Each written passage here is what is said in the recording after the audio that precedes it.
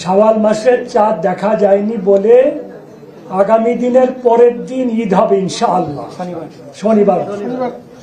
আর প্রিয় ভাই আমার, আপনারা তো মাননীয় মন্ত্রী বলে মাননীয় শব্দটা না বললে হয়। আর সবচেয়ে বড় জিনিস হলো কি, আল্লাহ রসুল সাল্লাল্লাহু আলাইহি ওয়াসাল্লাম যেভাবে বলে গেছেন সেভাবেই আমরা সবকিছু করব, এর বাইরে আমরা কিছু করতে পারবো না।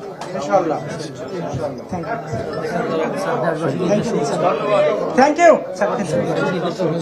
আর আমি আমার প্রিয় দেশবাসীকে আমাদের মাননীয় প্রধানমন্ত্রী তারেক রহমান সাহেবের পক্ষ থেকে ঈদের শুভেচ্ছা জানাচ্ছি, অগ্রিম ঈদের শুভেচ্ছা জানাচ্ছি এবং ঈদ মোবারক জানাচ্ছি।